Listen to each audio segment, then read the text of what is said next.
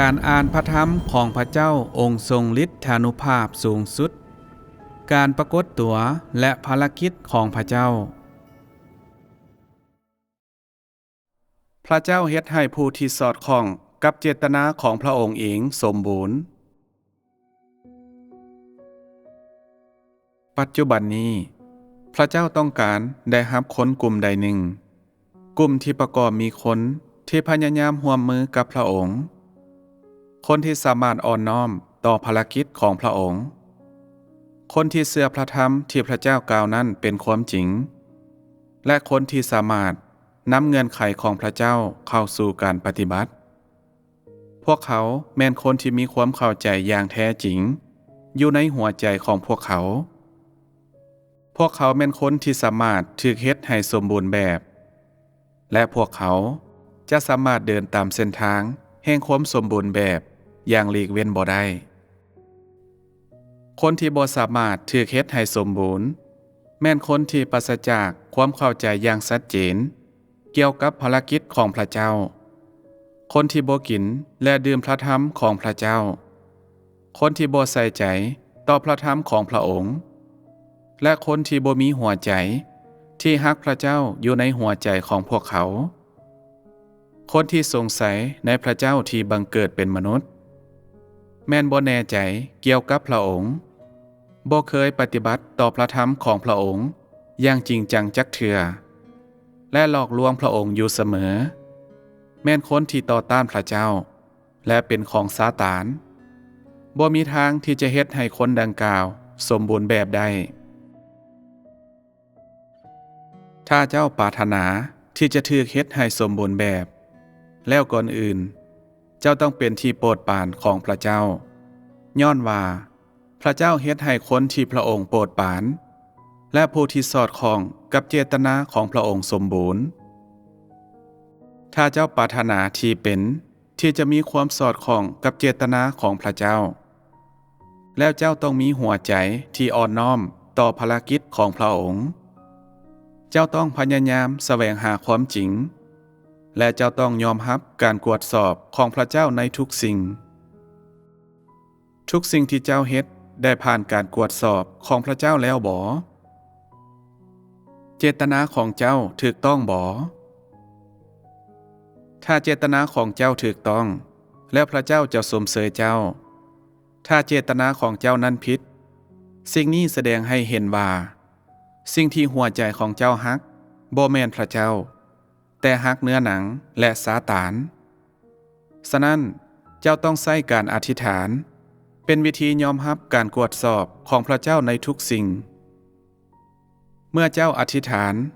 ถึงแม้นว่าเฮาบ่ได้ยืนอยู่ต่อหน้าเจ้าด้วยตนเองพระวิญญาณบริสุทธิ์ก็จะอยู่กับเจ้าและมันแม่นทั้งเฮาเองและพระวิญญาณของพระเจ้าที่เจ้าอธิษฐานหาเป็นหยังเจ้าจึงเชื่อในเนื้อหนังนี้เจ้าเชื่อก็ย้อนว่าพระองค์มีพระวิญญาณของพระเจ้า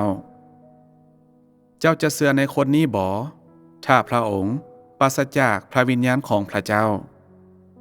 เมื่อเจ้าเชื่อในบุคคลนี้เจ้าเชื่อในพระวิญญาณของพระเจ้าเมื่อเจ้าย้ำเก่งบุคคลนี้เจ้าย้ำเก่งพระวิญญาณของพระเจ้าความเชื่อในพระวิญญาณของพระเจ้าแม่นความเชื่อในบุคคลนี้และความเชื่อในบุคคลนี้ก็แม่นความเชื่อในพระวิญญาณของพระเจ้าเช่นกันเมื่อเจ้าอธิษฐานเจ้ารู้สึกได้ว่าพระวิญญาณของพระเจ้าอยู่กับเจ้าและพระเจ้าอยู่ต่อหน้าเจ้าและฉะนั้นเจ้าจึงอธิษฐานหาพระวิญญาณของพระองค์มื้อนี้ผู้คนส่วนหลายย่านหลายเกินไปที่จะนำเอาการกระทำของพวกเขามาอยู่ต่อหน้าพระเจ้าในขณะที่เจ้าอาจจะหลอกลวงเนื้อหนังของพระองค์เจ้าบ่สามารถหลอกลวงพระวิญญาณของพระองค์ได้เรื่องใดก็ตามที่บ่สามารถทนต่อการตรวจสอบของพระเจ้าได้ก็บ่สอดคล้องกับความจริงและควรถูกโยนทิ่มบ่ดังนั้นมันก็จะเป็นบาปต่อพระเจ้าดังนั้นเจ้าต้องวางหัวใจของเจ้าไว้ต่อหน้าพระเจ้าอยู่ตลอดเวลา เมื่อเจ้าอธิษฐานเมื่อเจ้าเว้าและสนทนากับบรรดาอ้ายเอ้ยน้องของเจ้าและเมื่อเจ้าปฏิบัติหน้าที่ของเจ้าและจัดการธุรกิจของเจ้าเมื่อเจ้าปฏิบัติหน้าที่ของเจ้าพระเจ้าจะสถิตอยู่กับเจ้าและตราบใดที่เจตนาของเจ้านั้นถูกต้อง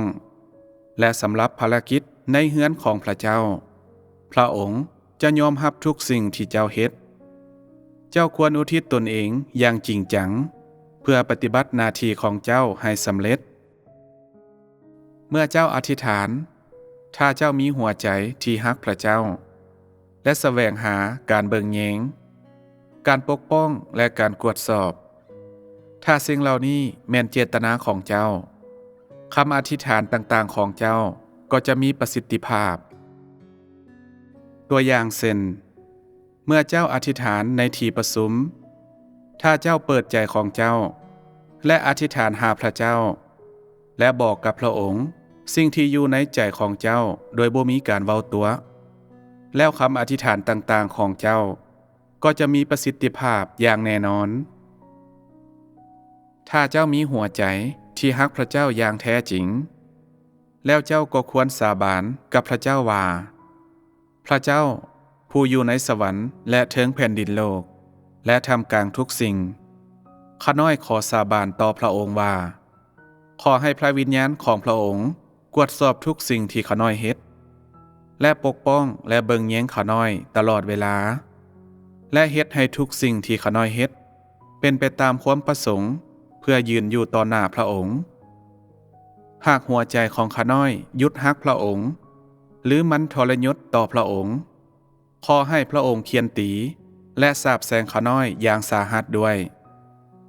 อย่ายกโทษให้ข้าน้อยบ่ว่าในโลกนี้หรือโลกหน้าเจ้ากล้าสาบานแบบนั้นบ่ถ้าเจ้าบ่กล้านั่นก็แสดงว่าเจ้าเป็นคนขี้ย้านและเจ้ายังฮักตัวเจ้าเองอยู่พวกเจ้ามีวิธีการแก้ไขปัญหานี้บ่ถ้านี่แม่นวิธีการแก้ไขปัญหาของเจ้าแท้ๆเจ้าควรสาบานแบบนี้ถ้าเจ้ามีความตั้งใจที่จะสาบานแบบนั้นและพระเจ้าจะเฮ็ดให้ความตั้งใจของเจ้าสำเร็จเมื่อเจ้าสาบานกับพระเจ้าพระองค์ก็ฟังพระเจ้ากำหนดว่าเจ้าเป็นคนบาปหรือเป็นคนสอบธรรมโดยการวัดแทกแห่งคำอธิษฐานของเจ้าและการปฏิบัติของเจ้าปัจจุบันนี้นี่แม่นขบวนการของการเฮ็ดให้พวกเจ้าสมบูรณ์แบบและถ้าเจ้ามีความเชื่อที่แท้จริงในการถูกเฮ็ดให้สมบูรณ์แล้วเจ้าก็จะนำเอาทุกสิ่งที่เจ้าเฮ็ดมาไว้ต่อหน้าพระเจ้าและยอมรับเอาการกวดสอบของพระองค์ถ้าเจ้าเฮ็ดบางสิ่งบางอย่างที่เป็นกบฏอย่างร้ายแรงหรือถ้าเจ้าทรยศพระเจ้าแล้วพระองค์ก็จะเฮ็ดให้คำสาบานของเจ้าเป็นจริงและฉะนั้นบ่ว่าแม่นหยังจะเกิดขึ้นกับเจ้าก็ตามบ่ว่ามันจะเป็นการลงโทษสู่อเวจีหรือการเคียนตีนี่ก็เป็นการกระทำของเจ้าเองเจ้าให้คำสาบานแล้วดังนั้นเจ้าก็ควรปฏิบัติตามคำสาบานนั้นถ้าเจ้าให้คำสาบานแต่บ่ปฏิบัติตามคำสาบานนั้นเจ้าก็จะพบกับการลงโทษสู่อเวจีย้อนคำสาบานเป็นของเจ้าพระเจ้าก็จะเฮ็ดให้คำสาบานของเจ้านั้นบรรลุผลบางคนย่านหลังจากที่พวกเขาอธิษฐานและอาลัยอาวรณ์ว่าทุกอย่างผ่านไปแล้วโอกาสของข้าน้อยในการมึนเมาได้หายไปแล้วโอกาสของข้าน้อยในการเฮ็ดสิ่งชั่วร้ายได้หายไปแล้วโอกาสของข้าน้อยที่จะมกมุ่นกับความปรารถนาทางโลกของข้าน้อยได้หายไปแล้วผู้คนเหล่านี้ยังคงฮักโลกและความบาปอยู่และพวกเขาจะพบกับความหายนะแน่นอนการเป็นผู้คนที่เชื่อในพระเจ้าหมายความว่าทุกสิ่งที่เจ้าเฮ็ดต้องถูกนำมาวางไว้ต่อหน้าพระองค์และเฮ็ดให้อยู่ในการกวดสอบของพระองค์ถ้า ถ้าสิ่งที่เจ้าเฮ็ดสามารถนำมาไว้ต่อหน้าพระวิญญาณของพระเจ้าแต่บ่แม่นต่อหน้าเนื้อหนังของพระเจ้าแล้วนี่ก็แสดงให้เห็นว่าเจ้าบ่ได้มาอยู่ในการกวดสอบของพระวิญญาณของพระองค์พระวิญญาณของพระเจ้าแม่นไผแม่นบุคคลที่พระเจ้าเป็นพยานให้พระองค์บ่แม่นอันหนึ่งและอันเดียวกันบ่คนส่วนใหญ่เห็นพระองค์เป็นสองสิ่งที่แยกออกจากกันโดยเชื่อว่าพระวิญญาณของพระเจ้าแม่นพระวิญญาณของพระเจ้าและผู้ที่พระเจ้าเป็นพยานให้ก็เพียงแต่เป็นมนุษย์แต่เจ้าบ่ได้เข้าใจผิดบ่บุคคลนี้ปฏิบัติภารกิจแทนผู้ใดบรรดาผู้ที่บ่ฮู้จักพระเจ้าที่บังเกิดเป็นมนุษย์บ่มีความเข้าใจฝ่ายจิตวิญญาณพระวิญญาณของพระเจ้าและเนื้อหนังที่บังเกิดเป็นมนุษย์ของพระองค์แม่นหนึ่งเดียวกันย้อนว่าพระวิญญาณของพระเจ้าได้ปรากฏตัวในเนื้อหนังถ้าบุคคลนี้บ่เมตตาต่อเจ้าแล้วพระวิญญาณของพระเจ้าจะเมตตาบ่เจ้าบ่สับสนบ่ในปัจจุบันทุกคนที่บ่สามารถยอมรับการกวดสอบของพระเจ้าก็บ่สามารถได้รับการอนุมัติจากพระองค์และผู้ที่บ่ฮู้จักพระเจ้าผู้บังเกิดเป็นมนุษย์ก็บ่สามารถถูกเฮ็ดให้สมบูรณ์แบบได้จงเบิ่งทุกสิ่งที่เจ้าเฮ็ดและเบิ่งว่ามันสามารถเอามาวางไว้ต่อหน้าพระเจ้าได้หรือบ่ถ้าเจ้าบ่สามารถนำเอาทุกสิ่งที่เจ้าเฮ็ดนั้นมาวางไว้ต่อหน้าพระเจ้าแล้วสิ่งนี้แสดงให้เห็นว่าเจ้าเป็นคนชั่วร้ายคนชั่วร้ายสามารถถูกเฮ็ดให้สมบูรณ์แบบได้บ่ทั้งหมดที่เจ้าเฮ็ดทุกการกระทำทุกเจตนาและทุกปฏิกิริยาควรถูกนำมาวางไว้ต่อหน้าพระเจ้าแม้แต่ชีวิตฝ่ายวิญญาณประจำวันของเจ้านั่นก็คือคำอธิษฐานของเจ้าความใกล้ชิดของเจ้ากับพระเจ้าวิธีที่เจ้ากินและดื่มพระธรรมของพระเจ้าการสนทนาของเจ้ากับอ้ายเอ๋ยน้องของเจ้าและชีวิตของเจ้าภายในคริสตจักรและการรับใช้ของเจ้าโดยการร่วมมือกันแม้นสามารถนำมาวางไว้ต่อหน้าพระเจ้าให้ถูกกวดสอบโดยพระองค์มันคือการปฏิบัติดังกล่าวที่จะช่วยให้เจ้าบรรลุการเติบโตขึ้นในชีวิตขบวนการยอมรับการกวดสอบของพระเจ้าแม่นขบวนการของการเฮ็ดให้บริสุทธิ์ยิ่งเจ้าสามารถยอมรับการกวดสอบของพระเจ้าหลายเท่าใดเจ้าก็ยิ่งถูกเฮ็ดให้บริสุทธิ์หลายส่ำนั้นและเจ้าก็ยิ่งสอดคล้องกับเจตนาของพระเจ้าหลายส่ำนั้นเพื่อว่าเจ้าจะบ่ถูกดึงเข้าสู่ความเสื่อมทรามและหัวใจของเจ้าก็จะดำรงอยู่ต่อหน้าของพระองค์ยิ่งเจ้ายอมรับการกวดสอบของพระองค์หลายเท่าใดความอับอายของซาตานและความสามารถของเจ้าที่จะกบฏต่อเนื้อหนังก็ยิ่งหลายส่ำนั้นดังนั้นการยอมรับการกวดสอบของพระเจ้าแม่นเส้นทางการปฏิบัติที่ทุกคนควรปฏิบัติบ่ว่าเจ้าเฮ็ดสิ่งใดแม้นแต่ในเวลาที่สนทนากับอ้ายเอ๋ยน้องของเจ้าก็สามารถนำเอาการกระทำของเจ้าวางไว้ต่อหน้าพระเจ้าและแสวงหาการกวดสอบของพระองค์และตั้งใจที่จะอ่อนน้อมต่อพระองค์เองสิ่งนี้จะเฮ็ดให้สิ่งที่เจ้าปฏิบัติยิ่งจะถูกต้องกว่าเก่าหลายเพียงแต่ถ้าเจ้านำเอาทุกสิ่งที่เจ้าเฮ็ดมาวางไว้ต่อหน้าพระเจ้าและยอมรับการกวดสอบของพระองค์เท่านั้นเจ้าจึงจะสามารถเป็นคนหนึ่งที่ดำรงอยู่ต่อหน้าของพระเจ้าได้ผู้ที่ปราศจากความเข้าใจเกี่ยวกับพระเจ้าจะบ่สามารถอ่อนน้อมต่อพระเจ้าได้อย่างสมบูรณ์คนเช่นนี้แม่นลูกหลานของความกบฏพวกเขาไฟสูงเกินไปและมีการกบฏหลายเกินไปอยู่ในตัวพวกเขาดังนั้นพวกเขาจึงเฮ็ดโตห่างเหินจากพระเจ้าและบ่เต็มใจ ที่จะยอมรับการกวดสอบของพระองค์คนเช่นนี้บ่สามารถถูกเฮ็ดให้สมบูรณ์แบบได้โดยง่ายบางคนเลือกวิธีการกินและดื่มพระธรรมของพระเจ้าและพวกเขาเลือกการยอมรับพระธรรมเหล่านั้นพวกเขายอมรับอย่างใดหนึ่งของพระธรรมของพระเจ้าที่สอดคล้องกับแนวคิดของพวกเขาในขณะที่ปฏิเสธพระธรรมที่บ่สอดคล้องนี่บ่แม่นการกบฏและการต่อต้านพระเจ้าที่จะแจ้งที่สุดบ่ถ้าผู้ใดผู้หนึ่งเชื่อในพระเจ้ามาเป็นเวลาหลายๆปีโดยบ่ได้รับความเข้าใจแม้แต่น้อยเดียวเกี่ยวกับพระองค์แล้วพวกเขาแม่นเป็นคนบ่เชื่อบรรดาผู้ที่เต็มใจยอมรับการกวดสอบของพระเจ้าแม่นบรรดาผู้ที่แสวงหาความเข้าใจเกี่ยวกับพระองค์ผู้ที่เต็มใจยอมรับพระธรรมของพระองค์พวกเขาแม่นผู้ที่จะได้รับมรดกและพรของพระเจ้าและพวกเขาแม่นผู้ที่ได้รับพรหลายที่สุดพระเจ้าสาปแช่งผู้คนที่บ่มีบ่อนวางในใจของพวกเขาให้กับพระองค์และพระองค์เคียนตีและปาทิมคนดังกล่าวถ้าเจ้าบ่ฮักพระเจ้าแล้วพระองค์ก็จะปาทิมเจ้าและถ้าเจ้าบ่ฟังสิ่งที่เฮาเว้าแล้วเฮาก็สัญญาว่า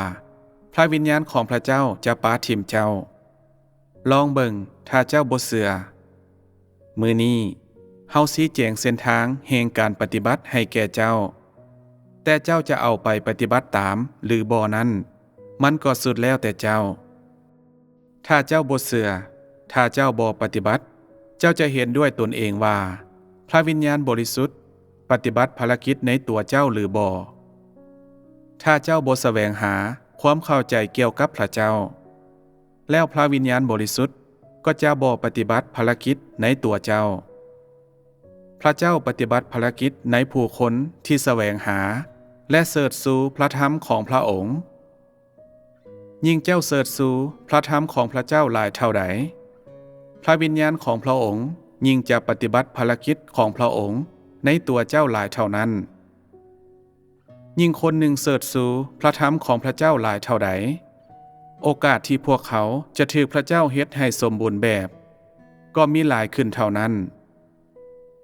พระเจ้าเฮ็ดให้ผู้ฮักพระองค์อย่างแท้จริงสมบูรณ์แบบและพระองค์เฮ็ดให้ผู้ที่มีหัวใจสงบสุขต่อหน้าพระองค์นั้นสมบูรณ์แบบเพื่อที่จะเสิร์ชสู่ภารกิจทั้งหมดของพระองค์เพื่อที่จะเสิร์ชสู่ความสว่างของพระเจ้าเพื่อที่จะเสิร์ชสู่การสถิตของพระเจ้าเพื่อที่จะเสิร์ชสู่การเบิ่งแยงและการปกป้องของพระเจ้าเพื่อที่จะเสิร์ชสู่วิธีที่พระธรรมของพระเจ้ากลายเป็นความเป็นจริงและสนองให้กับชีวิตของเจ้าทุกอย่างนี้แม่นสอดคล้องกับเจตนาของพระเจ้าได้ดีที่สุดถ้าเจ้าเสิร์ชสู่ภารกิจของพระเจ้านั่นก็คือถ้าเจ้าเสิร์ชสู่ภารกิจทั้งหมดที่พระองค์ได้กระทำต่อเจ้าแล้วพระองค์ก็จะอวยพรเจ้าและเฮ็ดให้ทุกสิ่งที่เป็นของเจ้าเพิ่มทวีขึ้นถ้าเจ้าบ่เสิร์ชสู่พระธรรมของพระเจ้าพระองค์จะบ่ปฏิบัติภารกิจในตัวเจ้าแต่พระองค์จะมอบพระคุณเพียงเล็กน้อยสำหรับความเชื่อของเจ้าหรืออวยพรเจ้าด้วยความหั่งมีเล็กๆน้อย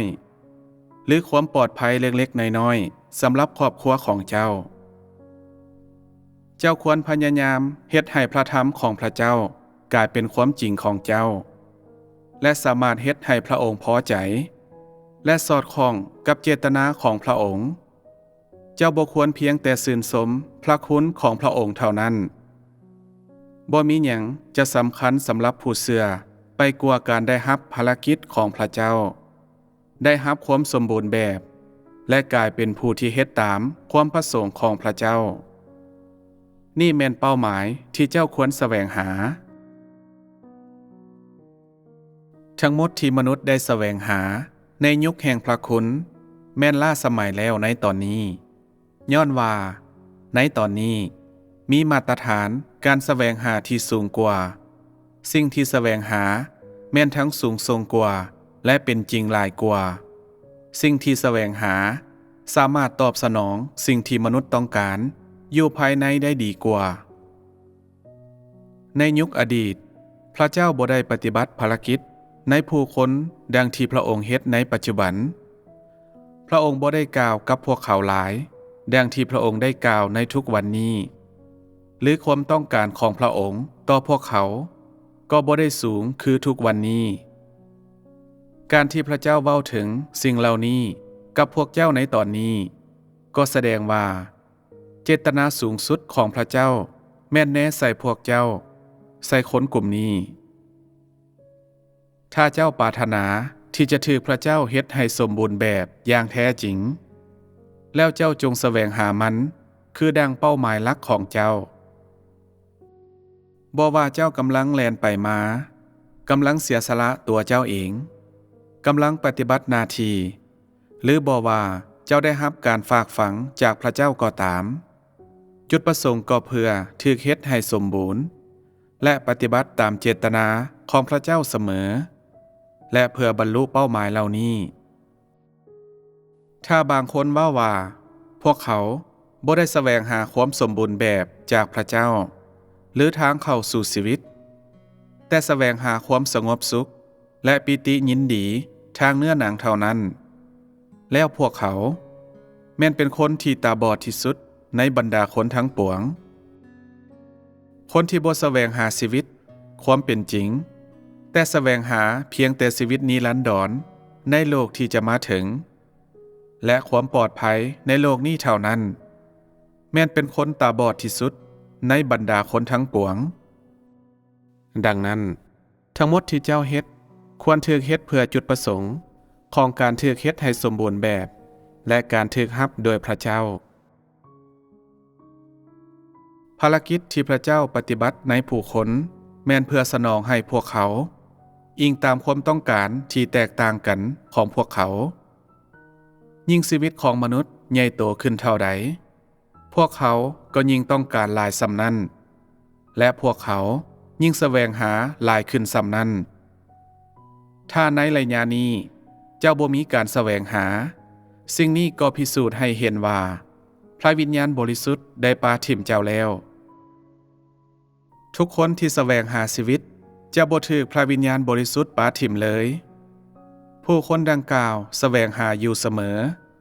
และโหยหาในหัวใจของพวกเขาอยู่เสมอ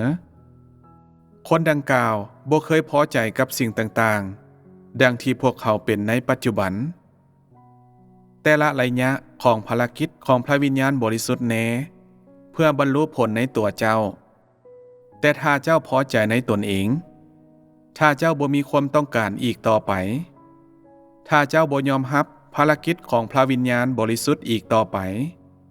แล้วพระองค์ก็จะปาถิ่มเจ้าผู้คนต้องการการกวดสอบของพระเจ้าในแต่ละมือพวกเขาต้องการการจัดเตรียมอย่างหลวงหลายจากพระเจ้าในแต่ละมือผู้คนสามารถเฮ็ดโดยบ่ได้กินและดื่มพระธรรมของพระเจ้าในแต่ละมือได้บ่